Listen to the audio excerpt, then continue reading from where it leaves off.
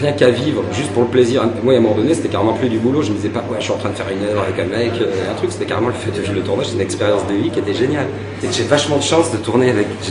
J'ai bossé avec plein de gens un peu zarbis. Donc, mais disons que par rapport à la norme de tournage, c'est lui qui est vraiment le plus loin de tout.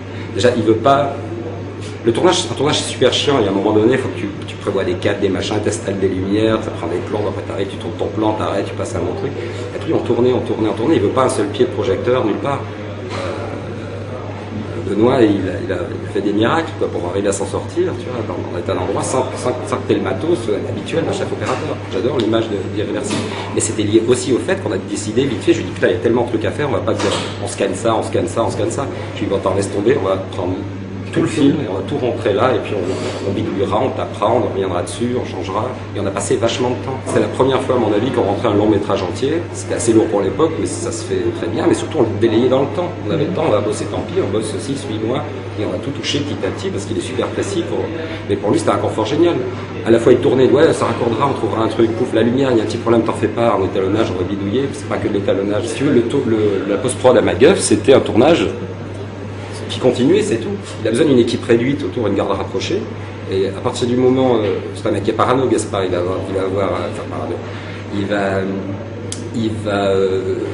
va faire attention à ce qu'il dit, ce qu'il fait, comment, parce qu'il est tellement borderline sur plein de trucs, et il y a plein de gens déjà qui ne comprennent pas qui il est, et qui se gourrent sur son humanité, on va dire. Et puis sur son œuvre artistique, il a des idées, des trucs, des façons de faire les choses, il n'a pas envie, il fait des trucs couillus, il n'a pas envie de dire putain, le mec il va faire ça, je vais le faire. Donc il a besoin d'avoir une garde rapprochée qui il a vraiment confiance. À partir du moment où ça coûte à sa confiance, mais tu peux avoir sa confiance que si tu es sincère, vraiment. Parce qu'en plus d'observer les gens, le fait d'être sincère lui-même dans l'observation des gens, il repère les gens qui sont honnêtes et qui ne sont pas honnêtes. Donc, par exemple, sur le tournage d'Irréversible, moi à un moment donné c'était pour le boulot, ok, on faisait un truc bien, mais c'était une expérience de vie qui était géniale.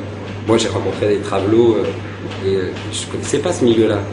C'est des trucs incroyables. Tu vois, tu dois tchatcher avec des nanas qui sont sublissimes, et qui ont une bite entre les jambes, et tu parles avec eux et qui disent non, mais moi je suis une nana depuis que j'ai 6 ans. Je me suis tapé sur la gueule par mes parents parce que j'étais une nana, mais moi je suis une nana, je suis pas un mec, tu vois, dans le truc, et de comprendre le truc.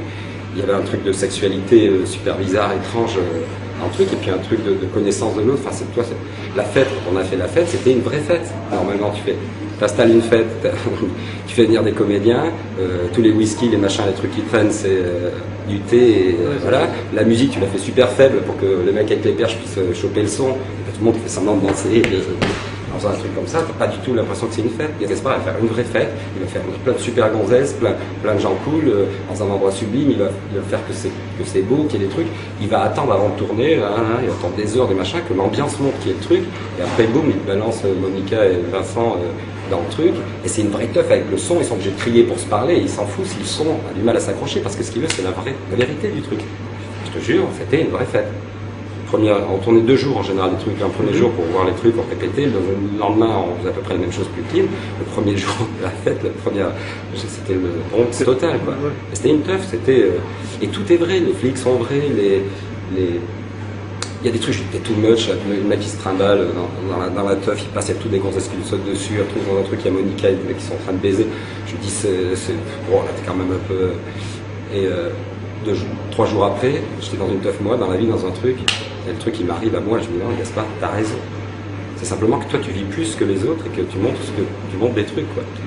C'est pas du délire, il y a vraiment, les gens qui sont là ont tous des personnalités, des trucs, et c'est ça qui est génial. Donc c'est un mélange entre le cinéma et la vie qui a fait qu'on soit rencontrés et qu'on ait bossé comme ça. Et après, en post-prod ici, on a passé des heures, des mois à fabriquer des séquences avec une équipe.